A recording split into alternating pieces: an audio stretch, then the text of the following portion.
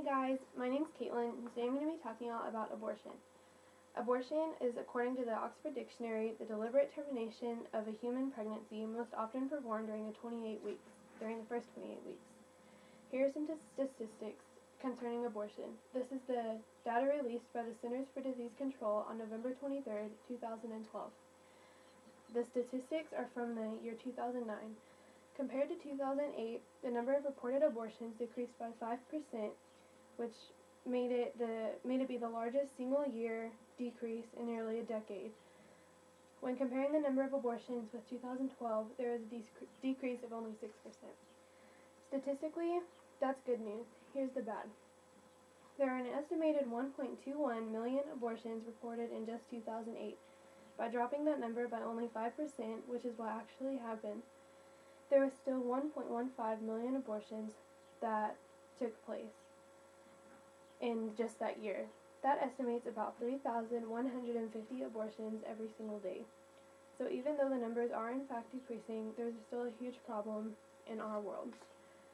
A story reported by Fox News tells why a mother did not abort her own son when she knew that he would be born with an extremely rare birth defect that he would have to suffer and deal with for his entire life. Christian was born with a severe cleft lip and cleft palate that caused him to not be able to close his mouth and also caused him to be blind because he was actually born with no eyes due to the birth defect. When people ask Christian's mother why she did not abort him, she says that it is her goal to help Christian thrive throughout his entire life. She says he is the light in her life, a pure blessing that began as a question of whether or not he would survive. There are many stories like this one and you can find more online. Reasons not to abort. Number 1, it takes innocent lives. I mean, what in the world did some innocent child do that should result in taking his or her own life? The child is completely innocent, even if the mother or father may not be. Number 2, it never goes away. No matter how hard you may try to forget it, you will not be able to ever take it back. While abortion is a cruel tragedy, it's also a choice that will stay with you forever. Now here are some situations where you may argue that abortion is in fact acceptable. First of all, teen pregnancy. If you're a teen that is sexually active, you should be aware of the consequences of it. Nothing is 100% preventable, and if you put yourself in that situation, then you should deal with the outcomes, even if the outcome may be resulting in pregnancy. Second of all, birth control failure. Again, nothing is 100%, and you should be aware of this before having sex. Third, to prevent the birth of a child with birth defects and medical problems.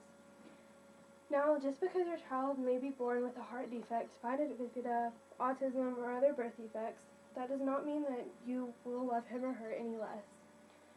You may just have to do things a little differently than you had thought. Lastly, pregnancy resulting from rape.